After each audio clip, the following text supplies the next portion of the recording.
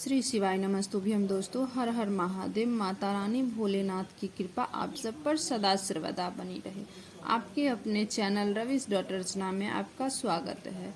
तो चलिए आज मैं बताऊंगी, कल के ही कथा में पंडित प्रदीप मिश्रा जी ने 2-3 ऐसे बातें बताई है जो मैं आप लोगों को अभी बताऊंगी।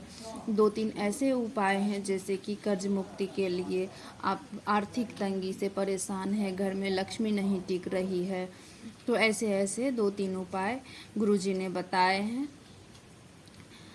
घर में बहुत परेशानी रहती है, रोग बीमारी रहती है, तो मैं आज सब के बारे में बच्चे के लिए भी बताया है। जैसे कि बच्चा पढ़ाई नहीं करता हो तो उन सब के लिए मैं आप 2-3 उपाय आज लेके आई हूँ। तो चलिए बढ़ते हैं अब उपाय की तरफ। तो चलिए अब जान लेते हैं हम कर्ज मुक्ति के उपाय। मंगलवार के दिन कभी भी कर्ज ना लें। और ध्यान रखने योग्य बातें यह भी है कि आप जो भी कर्ज ले उसकी पहली किस्त मंगलवार से ही लौटाना शुरू कर दे। तो चलिए अब अगली उपाय की तरफ।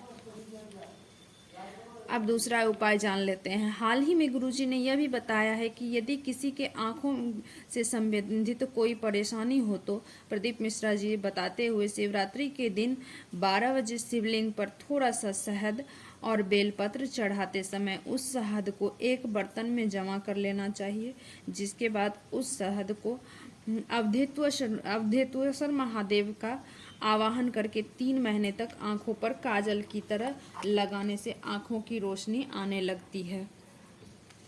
कल की कथा में पंडित प्रदीप मिश्रा जी ने संतान के भी उपाय बताए हैं। गुरुजी ने बताया कि आपके घर में 5 या 6 साल का छोटा बच्चा है और वह बार बार बीमार पड़ता है, तो गुरुजी ने बताया है कि एक आटे का दीपक बनाकर उसमें 4 बत्ती और तिल का तेल डालकर जलाएं। अब शिशु के सिर पर 21 बार उस दीपक को उतारकर अवधूतेश्वर महाराज के का आवाहन कर किसी चौराहे पर जलाना चाहिए।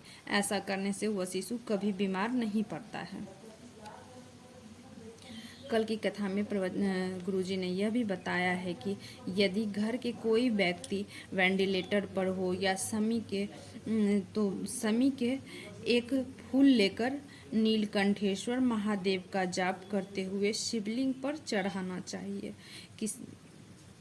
इसके बाद शिवलिंग से थोड़ा सा जल लेकर नीलकंठेश्वर महादेव का आवाहन करते हुए बीमार व्यक्ति के शरीर पर जल का छींटा मार दे। गुरुजी के उपचार से वह व्यक्ति ठीक हो जाएगा। जैसे कि आज सावन का 5वां सोमवार है, तो ये अधिक मास में सारे नुस्खे जो हैं आप कर सकते हैं। जितने भी उपाय हैं सारे उपाय आप कर सकते हैं। सावन तो ऐसे भी भोलेनाथ के लिए प्रिय है ही, और अधिक मास होने के कारण और भी अति प्रिय है। जैसे कि आप आज सावन का 5वां सोमवारी है, तो ये फल अधिक फलदायी होता है। तो चलिए अब दूसरी उपाय की तरफ चलते हैं। हाल ही में गुरुजी ने बताया है कि जिस भी बच्चे को पढ़ाई में मन नहीं लगता है तो उसके लिए बसंत पंचमी के दिन उनके हाथ में से 31 सरसों के पौधे चढ़ाए जाते हैं, तो बच्चा पढ़ाई में अव्वल दर्जे का बनेगा। अपने बच्चे को यह बताने का भी ज़रूरत नहीं है कि पढ़ने के लिए, वो बच्चा खुद ही अपनी पढ़ाई शुरू कर देगा। बसंत पंचमी के दिन इसकी अनुपम महिमा होती है। तो विद्या के लिए तो माँ सरस्वती का होता ही है, तो उस दिन माँ सरस्वती का आवाहन होता है बसंत पंचमी के दिन, इसलिए ये बसंत पंचमी के दिन का उपाय बताए हैं पंडित प्रदीप मिश्रा जी ने। तो आप उस दिन ही ये उपाय करें। कल पंडित प्रदीप मिश्रा जी ने बेरोजगारी के लिए भी उपाय बताए हैं, तो मैं आप लोगों को वो भी बताऊंगी। यदि किसी बेरोजगार व्यक्ति को रोजगार नहीं मिल रहा हो तो वह 108 सरसों के पौधे लेकर अवधूतेश्वर महादेव का आवाहन करके शिवलिंग पर अर्पित कर दें, तो उसे जल्द ही नौकरी अवश्य मिलेगी।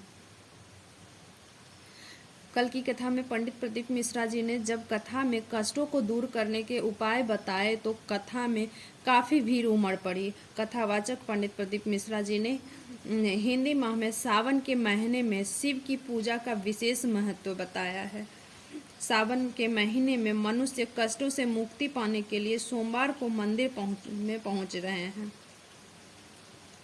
पंडित प्रदीप मिश्रा जी ने के निर्णय को कई मंदिरों के पुजारी भी सच मानते हैं। पंडित प्रदीप मिश्रा जी का असर है कि मंदिर में दर्शन करने वाले श्रद्धालुओं की संख्या 10 गुना बढ़ गई है। गुरुजी यह भी बताते हैं कि सोमवार को करें महामृत्युंजय मंत्र का 108 बार जाप करने से भगवान शिव की विशेष कृपा प्राप्त होती है। जैसे कि आज के दिन, आज सोमवार का दिन है और अधिक मास है और सावन का सोमवार 5वां सोमवारी है, तो इस दिन अवश्य ही 108 बार महामृत्युंजय का जाप करें। इससे हर एक मनोकामना पूर्ति होती है। और सोमवार के दिन शिवलिंग पर गाय का कच्चा दूध चढ़ाने से भगवान शिव की कृपा अपार बनी रहेगी, उससे भी भगवान शिव प्रसन्न होते हैं। और कुछ विशेष उपाय भी गुरुजी ने बताए हैं। सोमवार को भगवान शिव की पूजा करने से घर में कलह से मुक्ति मिलती है।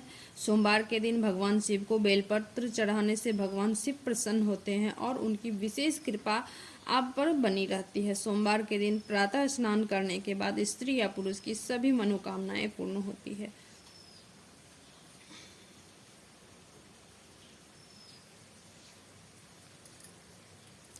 तो आज मैं आप लोगों को ये सब उपाय, कल की कथा की उपाय मैं बताई हूँ और आगे की भी बताऊंगी। तो आप लोग अगर मेरे चैनल पे नए हो तो सब्सक्राइब कर लो, बेल आइकन दबा दो ताकि अगले वीडियो की नोटिफिकेशन आप तक पहुँच सके।